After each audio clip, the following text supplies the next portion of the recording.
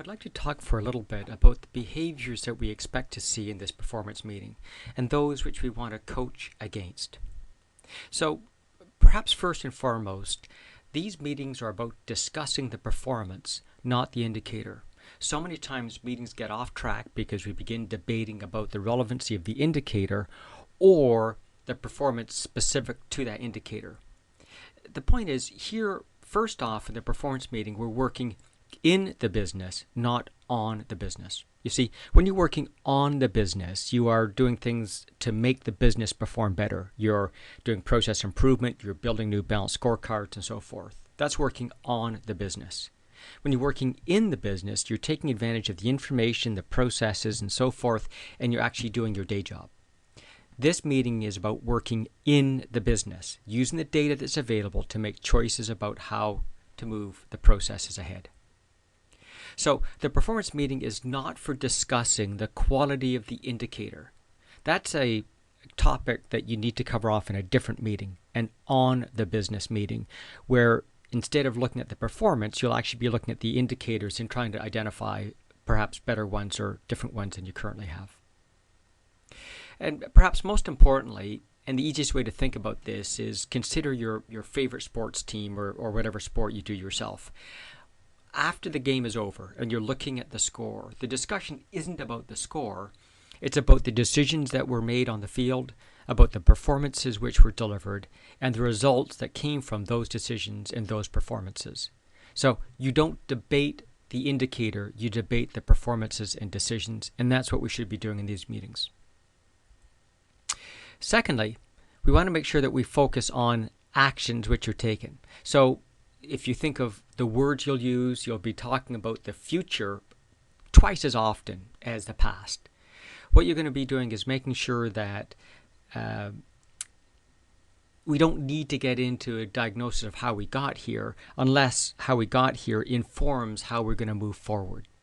And blame is certainly not what we need to do in these meetings. In fact, quite the opposite. You need to avoid blame in order to ensure an open and free conversation. And as Steve Covey says, you need to first seek to understand and then be understood. Make sure that you understand what the performance issue is in front of the organization, merely not the same symptoms as you've seen before, but the same root causes before you interject. And most importantly, get to the point. These meetings are intended to be precise and time constrained, so we don't want wandering conversations. And the output of those conversations, you need to make hard commitments about what's going to get done, by whom, and when. So when you're participating in the business meeting, you need to make sure that you participate where the discussion can be helped out by you sharing your knowledge, your experience, or your views in aid of decision making, not just storytelling. You also need to make sure that you're helping prioritize the team's time on the topics that are most important, those that matter, the ones with the highest weighting and the most significant downstream impact. And avoid wasting time on less important things or things which have already been discussed or are performing well. And again, never talk about the measure. This is a conversation about the strategic objective and the performance that's related to it.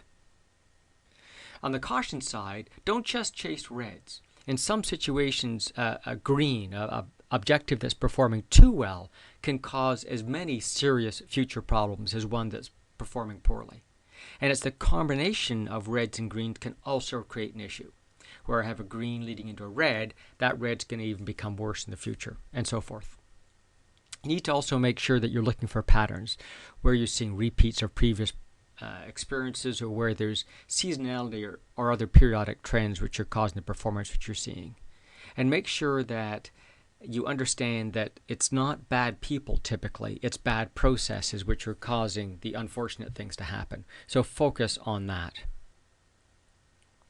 So, the primary purpose here is all about focusing on execution of strategy. Your first meeting is not going to be as good as you would like. It's likely that you'll have to evolve it over 4 to 6 months as you develop your technique. It's important to note that many times your first report will not be with complete data. That's okay. Discuss what you have, and eventually the data will catch up to it. In fact, some of our clients have ran for the first 6 months purposely not publishing data to allow people to focus on the analysis and the conversation before you get bogged down into the detail. And it's all about creating meaningful discussions and decision making. So the true value is in the discussion, not drilling deeper into the data.